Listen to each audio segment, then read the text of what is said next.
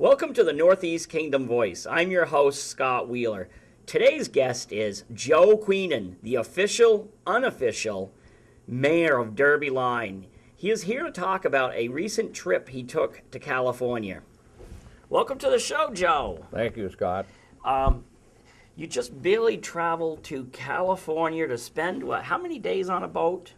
We were there for just really one night and one day, and it was out in Long Key, California, and it was all to do with the 237th birthday of the Marine Corps, and it was a Marine Corps ball, and the reason that I was there was that a young lad named Matt Blay had got tickets for his mother and father. His mother cannot travel on plane, so he said, I want Grandpa Joe there. And he said, I have a ticket for him. So Danny, his father, and I left on the 9th from Burlington at 6 o'clock in the morning. And we traveled to Washington, to Phoenix, and to Ontario, and it surprised me, but California. Then we went possibly about 40 miles down, and on the way we picked up our tuxes that were set up out there through the measurements of Needleman's in Newport that sent them to Danny's son. And I might say that I don't think I've ever had a piece of clothing that fit me as well as that did, and having it done the way it was done. They took the measurements from the people in Newport and made the tuxes up out there. And then Friday night we got down there and got into the ship. We checked in and we stayed right aboard Friday night and Saturday night, and we left Sunday. But Saturday Danny and I cruised the ship all over. We went from bottom to top to bottom, and we ate breakfast on the ship. We slept on the ship. It was beautiful. And this wasn't just any ship, though. This was tell the viewers Queen about Mary itself. Well, here's a photo of the Queen Mary. And what did the ship mean to you, though? Because your generation, now you didn't go overseas to war on it, but you have friends who actually took that. To me, the ship was always known as a luxury liner in that respect, but it did get converted to a troop carrier during World War II, and one of my cohorts at the coffee shop every morning, Eddie Pronto, was aboard that when the troop transports went over. He went to Europe on that ship. And I know you were joking to him that you found a little graffiti that he left behind. Yeah. I told him in the picture that I had a little hole down the bottom, and I said, it said a little sign there said Eddie slept here, and he got a boot out of it, and he did. Well, you, of course, I know your story. I've written about it, but to the viewers, you served in the Marines during World War II, and you fought at the battles of Bougainville and Okinawa. Which divisions were you with? Well, I was with the 3rd. It was the 3rd Defense Battalion when we first went over, and then it was converted into an anti-aircraft artillery, which was in artillery. And then they broke up a number of units and formed the 6th Division in the islands. And then when the war came to a close, they broke the division up out in the island. The division never saw the States. Mm-hmm. It broke up out in the islands, and that was the two. That took care of 33 months. So. Now, what was, a lot of people know about Okinawa, but what was Bougainville? Bougainville was, I can't use the right words on the screen, I'm sure, but it was lousy. It was number one. It was not good because we were going after the Japanese on it, and we had the Japanese plus the elements of the island, which were really, really lousy. Now, what about, and how was Okinawa for you? Okinawa was a different terrain. It was, in a lot of ways, it was a lot like right here in our own area, but there were more of the oriental parts of it as well. But when we were in the north, we landed, we didn't have anything happening. We were getting scared as to when the big blast was going to come, and it never did. Then finally they moved us down south, and that's when the big blast came. And from there till the end, when we left, it was hell, Right. and it was a tough island to fight.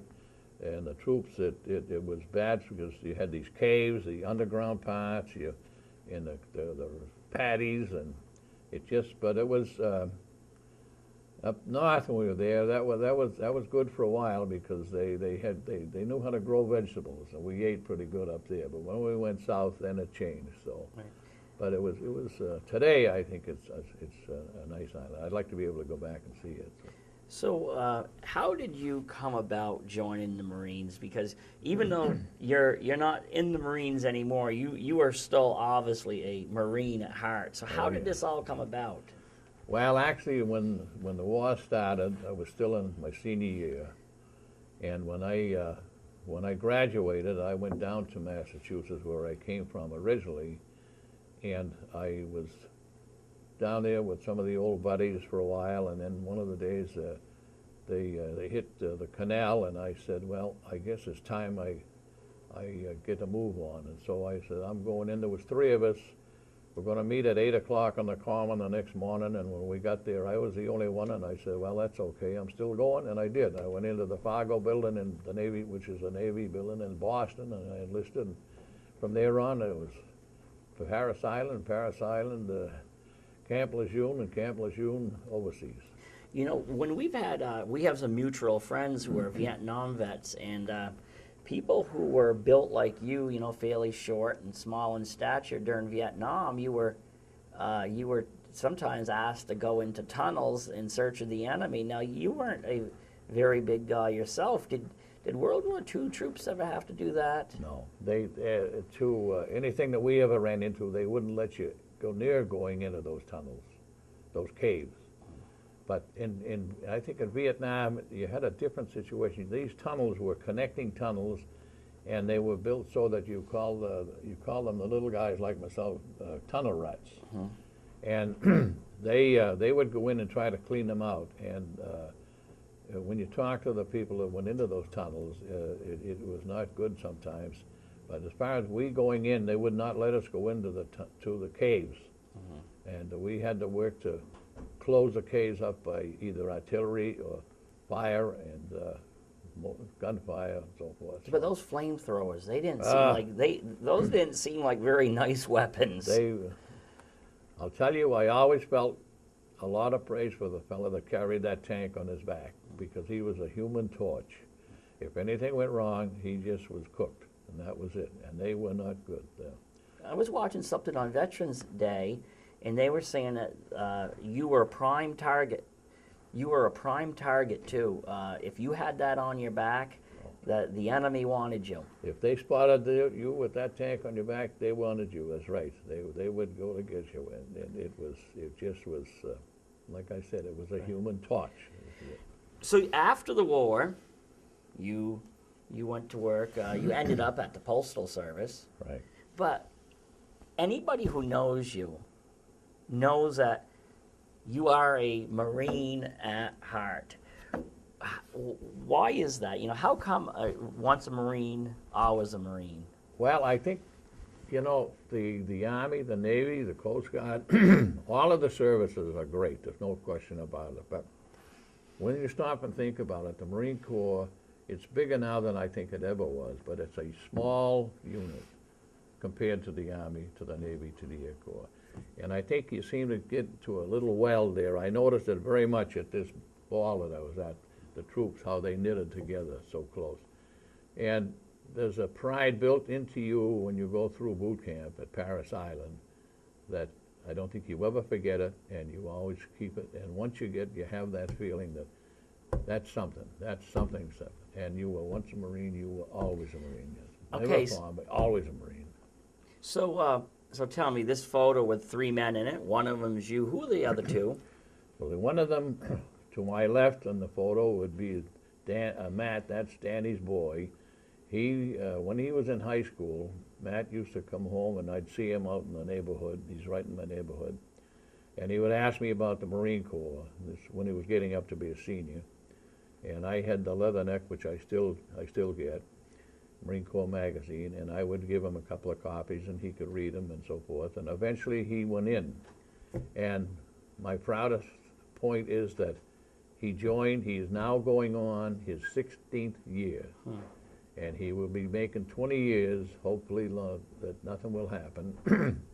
And then on the other side is his father, Dan, who was also in the Marine Corps. And this was taken the day we were getting ready to head back, and it was outside the ship.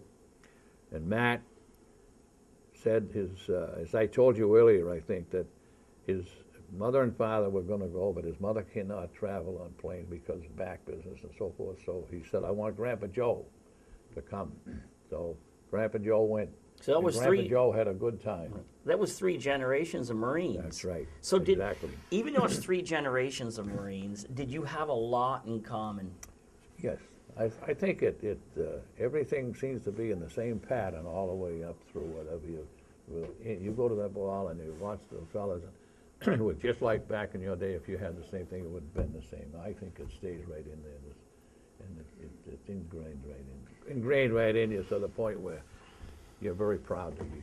So when they introduced you as being a Marine and who had served in World War II and like Okinawa, what were the other Marines' response? Well, Matt would introduce me to somebody, and he'd say, this is so-and-so, and he'd say, he was at Okinawa. And these young lads would say, he was at Okinawa. You know, just like, it set me a little bit, but they were serious. Okinawa was a big thing to them. And everyone that he introduced me to, that he mentioned Okinawa, it was that same answer. He was at Okinawa. Well, because a lot of you guys never returned from there, at least alive. Well, there's a lot today that were there that are not around, that's for sure. Right, but I think it was it the deadliest battle of the war or one of the deadliest? It was, it was considered, but they're all deadly. And then you had Iwo just before it, which was, that was real bad. And then Oki, of course, was getting closer to the homeland, and that's why it seemed to be more of a concern, because you're getting closer to the homeland, and they figure there's going to be more determination to hold the island. But it was not good. From the southern tip to go down through Naha, Shuri, and the whole area down to the further end, it was not good at all. It was tough fighting. Did you run into any other World War II era Marines at this event? I didn't, but there were several people that were in civilian clothes, and what they were, who they were people had been in and they have retired from, say, the end of Vietnam and Right. so forth. And that's what I was thinking. Well, there was one gentleman I thought, sure, he must have been World War II, and no, he wasn't. He had retired, and he was a reserve in the unit or something there. But he was quite a nice guy. I met a lot of wonderful people, and I met Matt's colonel, and he was telling me that when we were talking, he asked me where I had been, and I told him that I was at Bougainville in Okinawa. And he said, you were at Bougainville? I said, yes. He said, well, you know, just a while ago, I was talking with a Seabee that was at Bougainville. And he was telling me of how many dead Marines they buried. And I leaned over to the colonel, and I said, did he also tell you how many Marines they fed? And he said, we were pretty low on chow. And I said, that's why I have the highest respect the Seabees to this day. So everything was like you was one of the group. They were all so nice. It was, and I had a blast. So, had you ever seen the ship before? No, not really. I never, in pictures, yes, but that's it. As far as being right there, Right. and sleeping on it, and booking in on it, walking around the decks. From the top to the bottom, Danny and I did. We covered it all during that Saturday. And it was great to see the pictures of like Jimmy Durante and all the actresses and the Duchess of Windsor and all those people that used to travel the ship. They have these full-length pictures of them on the walls there. And it just brought back a lot of memories. great. So how many miles? Is there miles of hallways in that place? How many stories is it? There's like, say, 3 stories there.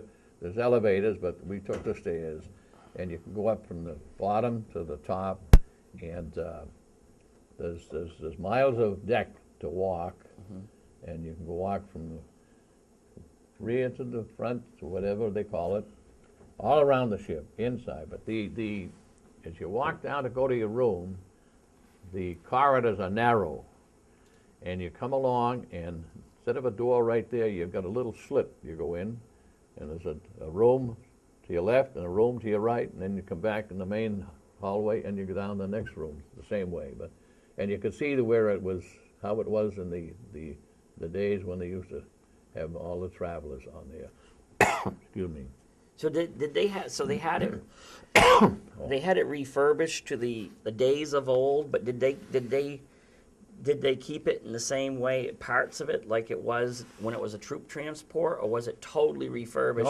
No, I didn't see anything really that would have led me to realize it had been converted, because everything seemed to be in the style of the original way the ship was. Like our little room that we stayed in.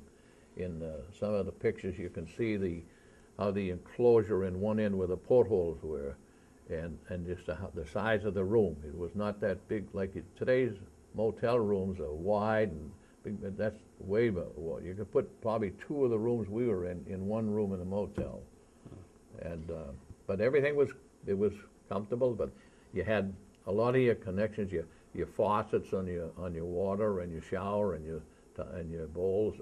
Old time faucets and so forth like that, and it still had the old structure to it. I think when your buddy Eddie Prano went overseas as a sailor, I think they were kind of packed in like sardines. I understand. That's what Eddie said, that he was way down, so far down that a lot of people got seasick, and they would go up and down and up and down. You know how that is, and then. But he loves to be able to tell you that he was on it, and he was as a troop, and it was loaded with troops, that's for sure. Okay, what is this photo of you in a tux? Well, it seems that was the setup of the day, that it was supposed to have a tux, and I think I told you, if I didn't, Danny and I had to go down to Needleman's and get measured. And the girls measured us down there, and they sent the measurements to Danny's son, Matt. Matt took them to this place where they put the tux together, made the tux up, including the shoes. Danny said to me, he said, "You've already got shoes out there." I said I had got to get a pair of black shoes out to go with that tux. And I said, "I'll get my white socks out." Well, that did something good. Danny says, "You won't be wearing white socks." I said, "No, I know I won't." Anyway, he said, "The shoes will be there." But I took a pair of my own just in case. But it was amazing that they made that tux up, and the shoes were perfect. And I said to him, "How can they figure those shoes?" He said, "They go by the measurements of." Well, I suppose I never had it before, but I couldn't get over the fit of the shoe, the way they were. So then we had, when we put the tuxes on, I said to Danny, "You must be putting on some weight." And he said, "Why?" And I said, "Well, you got suspenders." He said, "Well, I'm not putting on weight." And he said, "How do you know?" I said, "Well, you got suspenders and I don't." and that's the way the trip went. He and I joshed at one another all the way. We had a ball. We had the greatest time. He's the greatest guy to travel with. Everything was so good. It was just. Now, did your dress uniform, look similar to the only uniform I had that was dress was a greens. I never had blues, and I'll be very honest with you. The blues are nice, but I think if you put me aside of Matt in a set of blues, you'd say Matt looks a lot better in them than a little squat like me. And I do. I still feel that way because and nothing. The blues are great. And there's a tradition. But when I went in, I was issued my green uniform, and when I came out, that's what I had. So what was the ball like? Oh, yeah, ball was great. Matter of fact, I danced with Matt's girlfriend there, and I hadn't danced for ages. everybody had a good time. Even Danny is got him up, but the ball was beautiful. They like it says right here when in the opening remarks there, they talk about the sequence of events, and it's the fallen comrade recognition. Then they have the sound of tension, and right down through to the carrying of the cake on a platform with rails. 2 Marines up front, 2 Marines on the back, and they carry that cake down to the front, and the oldest one cuts that cake and gives that slice to the youngest, active. And that's where they thought maybe I might get one because of my age, and I guess I must have been the oldest because we didn't find anybody more civilians around that would be.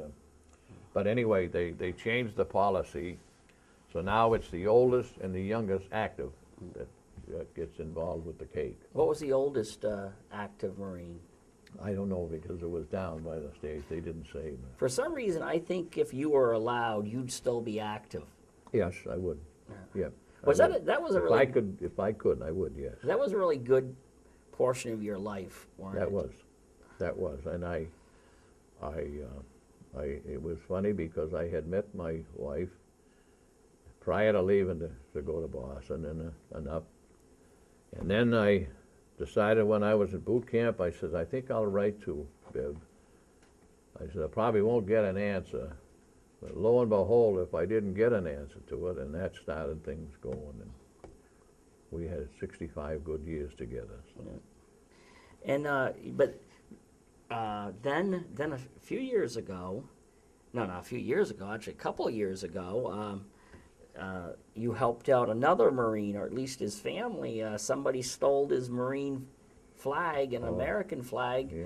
right off his parents' yard, that was- Randy and Sharon Sykes. And I remember I called you up and told you about it and asked if you had an extra flag, and you didn't have an extra flag, you had your flag. That's right. And you gave it to them. I did. I felt that I could get another one, and the boy was over across, and his parents needed that flag to fly, and that when that flag was flying, they felt he was close to them. And they still have that flag, by the way. Yep. And I have got another one. And He's coming home too. He's been discharged. He's Yep. been married and so forth. Anyway. you giving that flag actually made national news. Yeah, I know. Well, it was just a matter of knowing the boy and knowing his family and all, and I felt it was a thing to do. And then, as you say, yes, you're right. You pick up the Boston paper, and there's something about it in the paper. So, but you're not looking for that. You're looking to have the family have the flag. That was it. Right. So, you flew over. You spent how many days there? Just 1 day, 2 days? We California? left on Friday morning, and we stayed Friday night and Saturday, and then we came home Sunday. Sunday we left and went back towards the airport to get a motel, so because we had a 10 o'clock flight on Monday morning. And we were back in Burlington at 10:30, I think it was, on Monday night. So Right. then we stayed at Dan's brother's house in Essex, and we were home Tuesday about noon. So. And I know we've talked about our next journey is you want to see the World War II monument down in Washington D.C. Even though you did see it from a I few saw it thousand. from above. Yep. Yeah. And I'll tell you though, you'd be floored by. I've been there a couple times, including with a busload of veterans that we yes, helped bring yes, down, and yes.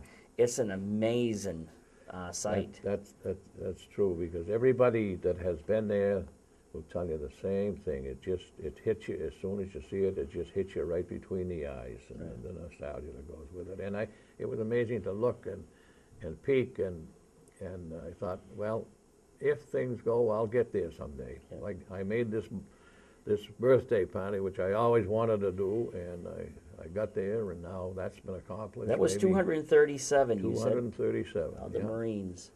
Yeah. So we only have about 5 more minutes left. You're 89 years old and you're still going strong. I know this last summer you took up a new hobby. Well, you made a comment that to somebody that you hadn't ridden a motorcycle since before World War II, and now you've become quite a quite a biker. that that did explode, and it was amazing because so many people were so concerned about it, and me riding it at my age and so forth. And I mean, there was a lot of people came up to me and they were concerned, and I said, "There's nothing to be concerned about because you got somebody driving, you've got your area where you're sitting, you got your whole grips and so forth."